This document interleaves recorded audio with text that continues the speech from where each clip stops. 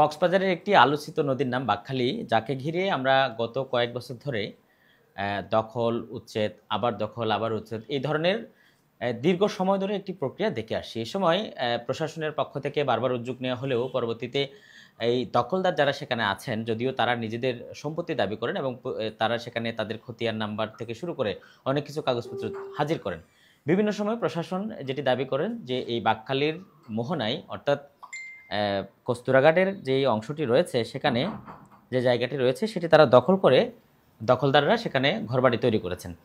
এজন্য আমরা যেটি দেখেছিলাম গতবার একবার উচ্ছেদের প্রক্রিয়া হয়েছিল, সেই সময় বেশ কিছু ঘরবাড়ি উচ্ছেদ হয়েছিল, সেখানে বেশ কিছু ঘটনাও ঘটেছিল বিচ্ছিন্নভাবে, কিন্তু সেই উচ্ছেদ শেষ পর্যন্ত রক্ষা করা যায়নি। আজকে আবারও একটি সুখবর আসছে, সেটি হচ্ছে যারা নদী নিয়ে কাজ করেন মূলত তাদের জন্য সুখবর। আমার হাতে একটি নোটিশ আসছে যেখানে বেলার মাধ্যমে হাইকোর্টের একটি আদেশের কথা বলা হচ্ছে যে বাঁকখালী, আমি সেটি আগে একটু পড়ে শোনাচ্ছি, সেই সাথে আমার সাথে যে দুজন আছেন আমার সহকর্মী সরোয়ার সাকিব আছে এবং আমার বাম পাশে আমার সাজন বড়ুয়া সাজু, আমরা দুজনের সাথে আলাপ করব। তার আগে একটু আমি নোটিশটায় কি লেখা আছে, হাইকোর্টের যে আদেশ সে আদেশে কি লেখা রয়েছে সেটি একটু পড়ে শোনাচ্ছি। কক্সবাজারের বাঁকখালী নদীকে প্রতিবেশগত সংকটাপন্ন এলাকা ঘোষণা এবং দখলদারদের উচ্ছেদের নির্দেশ প্রদান করে আজকে হাইকোর্ট একটি রায় প্রদান করেছে, যেখানে কক্সবাজার জেলার উপর বলা হয়েছে যে প্রবাহিত বাঁকখালী নদীর বর্তমান প্রবাহ এবং আরএস জরিপের মাধ্যমে সীমানা নির্ধারণপূর্বক নদীটিকে সংরক্ষণ করার নির্দেশ প্রদান করেন মহামান্য আদালত। একই সাথে আদালত এই নদীর সীমানায় বিদ্যমান সকল দখলদারদের তালিকা প্রস্তুত করে আগামী 4 মাসের মধ্যে উচ্ছেদ এবং দূষণ নিয়ন্ত্রণে যথাযথ ব্যবস্থা গ্রহণের নির্দেশ প্রদান করেছে এবং একই সাথে নদীটিকে আগামী 6 মাসের মধ্যে প্রতিবেশ সংকটাপন্ন এলাকা হিসেবে ঘোষণা এবং সে মোতাবেক ব্যবস্থা করার নির্দেশ দিয়েছে মহামান্য আদালত। অর্থাৎ বলা হচ্ছে যে এই বাঁকখালী নদীর এই জায়গাটিতে দীর্ঘদিন ধরে আলোচনা চলে আসলেও এটি এতদিন পর্যন্ত ইসিএভুক্ত করা হয়নি। সর্বশেষ আদেশে বলা হচ্ছে যে আগামী 6 মাসের মধ্যে এই নদীর জায়গাগুলোকে এবং এই নদীটিকে ইসিএভুক্ত করে সেখানে প্রয়োজনীয় ব্যবস্থা নিতে বলা হয়েছে। একই সাথে বলা হচ্ছে যে পাশাপাশি পূর্বে প্রদত্ত রুল চূড়ান্তকরণের মাধ্যমে আদালত নদী এবং নদী সংলগ্ন ভিন্ন উদ্দেশ্যে ইজারা প্রদান করা থেকে বিরত থাকতে এবং নদী এলাকার ম্যানগ্রোভ বন ফিরিয়ে আনতে এবং নদী এলাকায় ইতিপূর্বে প্রদানকৃত সকল ইজারা বাতিল করার নির্দেশ দিয়েছেন। আমরা গত 20-21 সালের কথাও যদি আমরা বলি, সেখানে একদম বাঁকখালীর বদর মোকামের ঠিক উত্তর পাশে বাঁকখালীর যে মোহনা রয়েছে সেখানে আমরা যেই শ্মশানের দিকে যাওয়ার রাস্তার মাথায় আমরা বেশ কিছু প্যারাবন দেখতে পেয়েছিলাম, কিন্তু চোখের সামনে একেবারে প্যারাবনগুলো শেষ করে সেখানে দিনের পর দিন বসতি গড়ে উঠেছে। আমরা যখন প্যারাবনগুলো শেষ করা হচ্ছিল তখন কিন্তু প্রশাসনের কোনো উদ্যোগ দেখিনি। সেখানে ইট পাথরের যখন স্থাপনা হয়ে গেল এবং দালান কোটা হয়ে গেল তখনই কিন্তু এই অভিযানগুলো দেখতে পেয়েছিলাম। ফলে সেখানে তারা দখলদার রয়েছেন, আমরা দখলদার বলছি সরকারের যেই নির্দেশনা রয়েছে সেই নির্দেশনা অনুযায়ী, কিন্তু সেখানে যারা বসবাস করেন তারা যেটা দাবি করেন বিভিন্নভাবে তাদের জমির কাগজপত্র রয়েছে এবং সেই জমিগুলো তারা ক্রয় করেছেন বিভিন্ন জনের কাছ থেকে। আমরা সেদিকে যাওয়ার আগে আরেকটুখানি নোটিশের আরও কিছু অংশ শোনাতে চাই। আমরা যেটি বলা হচ্ছে যে নদীর গুরুত্ব বিবেচনায় নিয়মিত তদারকির স্বার্থে মামলাটিকে আদালত চলমান মামলা এবং হিসেবে ঘোষণা করে 6 মাস পরপর অর্থাৎ প্রতি বছর জানুয়ারি এবং জুলাই মাসে উল্লেখিত নির্দেশ প্রতিবেদন আদালতের দাখিলের নির্দেশ প্রদান। অর্থাৎ এই বিষয়টিকে ফলো আপ রাখার জন্য সরকারের যে আদালতে রয়েছে সরকারের পক্ষ থেকে 6 মাস পরপর সেটি জানানোর জন্য বলা হচ্ছে। এবং এই মূলত বাঁকখালী নদীর দীর্ঘ যেখানে উল্লেখ করা হয়েছে যে 69 কিলোমিটার বান্দরবান জেলার পাহাড়ি এলাকা থেকে উৎপন্ন হয়ে কক্সবাজার সদর উপজেলা হয়ে বিশেষ করে রামু অতিক্রম করেছে, বেশ কিছু জায়গায় মহেশখালী চ্যানেল পতিত হয়েছে এবং এটি চূড়ান্তভাবে সাগরের সাথে মিশে গেছে। আমরা এই নোটিশটি পড়লাম এবং সেই সাথে আমাদের যে বিষয়গুলো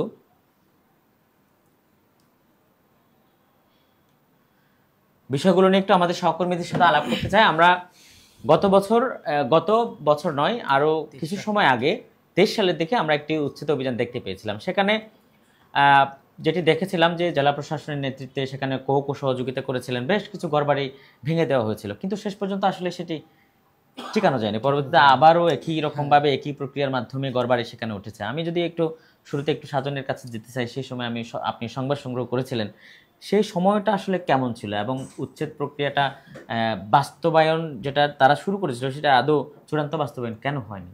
ধন্যবাদ আপনাকে। আমরা যখন দেখেছিলাম এটা সময়টা হচ্ছে 2023 সালে 28 ফেব্রুয়ারি এবং মার্চের দিকে। মানে এই প্রায় 2 থেকে 3 দিন মতো জেলা প্রশাসন, কক থেকে শুরু করে সর্বোচ্চ আইনশৃঙ্খলা বাহিনী মিলে এই অভিযানটি চালানো হয়েছিল এবং এই অভিযানের নিজ কাভারেজে গিয়ে কিন্তু আমাদের সাথে কিন্তু অনেক যারা দখলদার যাদেরকে বলা হয় তাদের সাথে বাকবিতণ্ডা তৈরি হয়েছিল। এবং পরবর্তীতে আমরা সাংবাদিকের সাথে সাংবাদিকদের সাথে ঘটনা, নানান ধরনের ঘটনা হয়েছিল। তবে এখানে একটা প্রশ্ন থেকে যায় যে জেলা প্রশাসনের যে আসলে তারা যে অভিযান চালায় সেই অভিযান নিয়ে কিন্তু নানান ধরনের প্রশ্ন তৈরি হয়। কেননা তারা বলে যে যখন দখলদার যারা আছে তারা যে কোনো উপায়ে সেখানে বিভিন্ন ধরনের বিভিন্ন স্থাপনা তৈরি করে, কিন্তু তখন প্রশাসন নীরব থাকে। যখন বিষয়টা আসলে সমালোচনার মুখে পড়ে যায় তখন প্রশাসন একদম সরব হয়ে ওঠে। ঠিক তেমনি বাকখালী যে নদীর মোহনায় প্রায় 600 একর প্যারাবন ছিল, সেখানে তার মধ্যে 300 একর প্যারাবন ডাইরেক্ট দখল হয়ে গিয়েছিল, কিন্তু প্রশাসন পরবর্তীতে গিয়ে সেটি দখলমুক্ত করেছিল, বাকি 300 একর সেটি করেনি। এবং পরবর্তীতে দেখা যায় কি সেটি যে দখলমুক্ত করা হয়েছিল সেগুলো আবারও যারা পুনরায় যারা দখলদার আছে তারা সেখানে আবারও বিভিন্নভাবে স্থাপনা গড়েছে, এমনভাবে স্থাপনা গড়েছে সেখানে 2 তলা 3 তলা বিল্ডিং পর্যন্ত করে ফেলেছে, যেখানে কোনো ধরনের বাকখালী নদীর যে অস্তিত্ব থাকার কথা সেটি কিন্তু আমরা খুঁজে পাইনি। আমরা শুনেছি এবং ছোটখালিও যে দেখেছি এই বাকখালীর মোহনায় নদী আসতো, সেখানে যারা জেলা আছে তারা পানি আসতো, সেখানে জেলারা মাছ ধরতো, এরকম একটা বিষয় আমরা অনেক দেখেছি। কিন্তু কালক্রমে গিয়ে দেখেছি বিভিন্ন দখল বেদখল হয়ে গেছে। এখন বাকখালী নদীর যে অস্তিত্ব সেটা এখন সংকটের মুখে পড়ে গেছে। আমার মতে যদি প্রশাসন যে অভিযানটা চালিয়েছিল এরকম অভিযান যদি সবসময় অব্যাহত থাকে সেক্ষেত্রে এই যে বাকখালী নদী থেকে শুরু করে যে সামরাই খালও কিন্তু আমরা দেখেছি একদম বিলীন হয়ে গেছে। আমরা কিছুদিন আগেও একটা রিপোর্ট করেছিলাম। যদি প্রশাসন চাইলে এখনও যদি উদ্যোগ নেয় সেক্ষেত্রে আপনার বাংলা বাজারের হয়ে যে সকল জায়গা নদীর জায়গা দখল হয়ে গেছে সেগুলো যদি উদ্যোগ নিলে আবারও আগের মতো ফিরে আসতে হবে সম্ভব। আমি একটু যদি সাকিবের কাছে যেতে চাই যে এখন কি অবস্থা, আপনি তো সাম্প্রতিক সময়ে সেখানে একটি যে ময়লার ভাগাড় রয়েছে অর্থাৎ ময়লার পাহাড় বলা যায়, পৌরসভার পক্ষ থেকে দিনের পর দিন সেখানে ফেলা হচ্ছে, যদিও সেখানে বলা হচ্ছে যে এটি বাকখালীর জায়গা, কিন্তু পৌরসভার মতো সরকারের একটা গুরুত্বপূর্ণ প্রতিষ্ঠান থেকে সেখানে ময়লা ফেলে সেটা দূষণ আরও বাড়িয়ে দেওয়া হচ্ছে। এখন আসলে সেখানকার স্থাপনা যেগুলো দেখছেন আপনি, সর্বশেষ কি ধরনের পরিস্থিতি ওই জায়গাগুলোর মধ্যে দেখেছেন যেখানে উচ্ছেদ অভিযান হয়েছিল? এখনকার চিত্র বলার আগে আমি একটু পূর্বের চিত্র যেতে চাই। বিশেষ করে শহরের মানুষ যারা শহরে বসবাস করে তারা বিষয়টি সবচেয়ে বেশি জানে। ও সময়ে একসময় ওখানে কস্তুরা ঘাট ছিল, এমন একটি ঘাট ছিল যেখানে প্যারাবন আর মাঝখানে একটি কাঠের সেতু ছিল, ছোট একটি সেতু, এবং ওখান থেকে নৌযান চলাচল করত। প্রায় বেশ কিছু বছর আগের কথা, যেটি শহরের মানুষই সবচেয়ে বেশি জানে।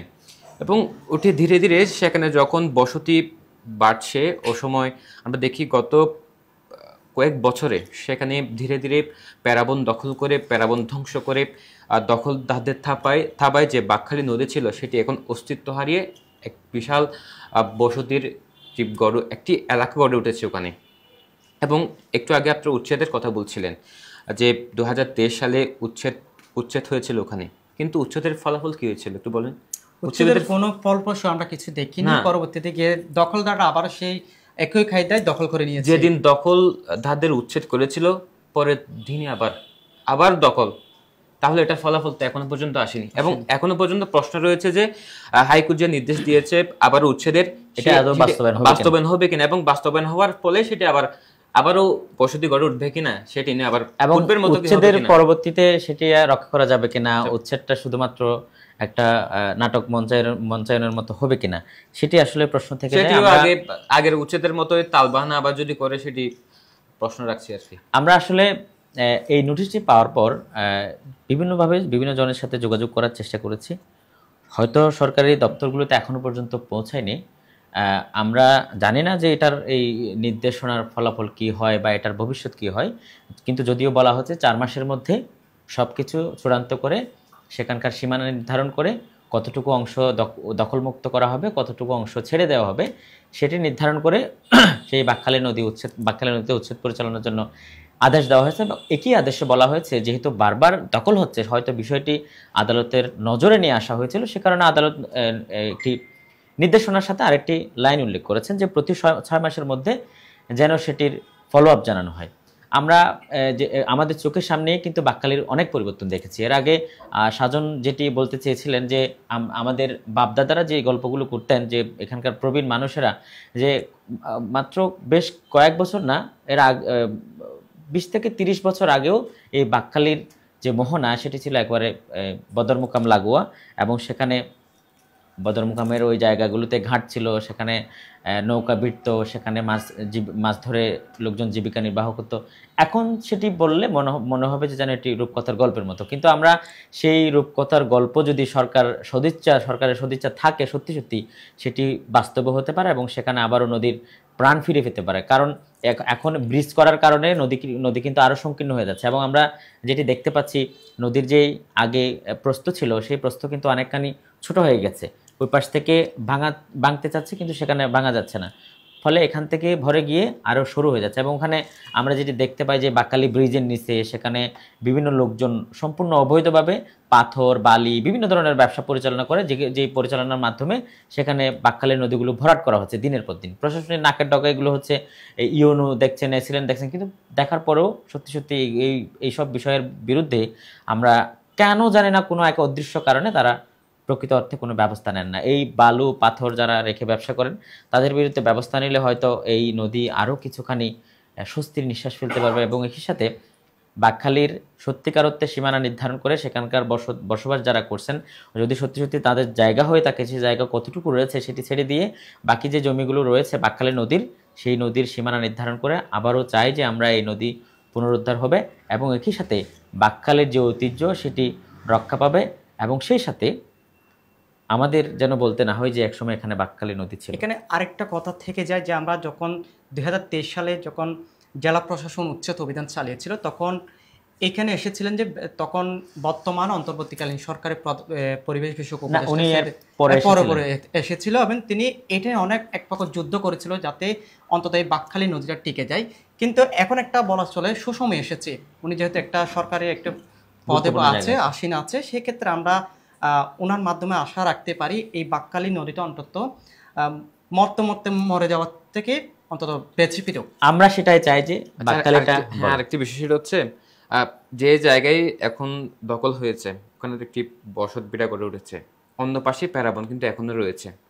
আমরা যেটি শুনেছি পেছন পাশ দিয়ে নাকি আবারও নতুনভাবে দখল হচ্ছে। এবং একই সাথে আরেকটি প্রশ্ন আমি রাখতে চাই, সেটা হচ্ছে যদি আমরা এই যে বাকখালী দখলদারদের উচ্ছেদ করলে কি আমরা বাকখালী নদী পুনরায় সেই পুরনো চিত্র দেখতে পাবো?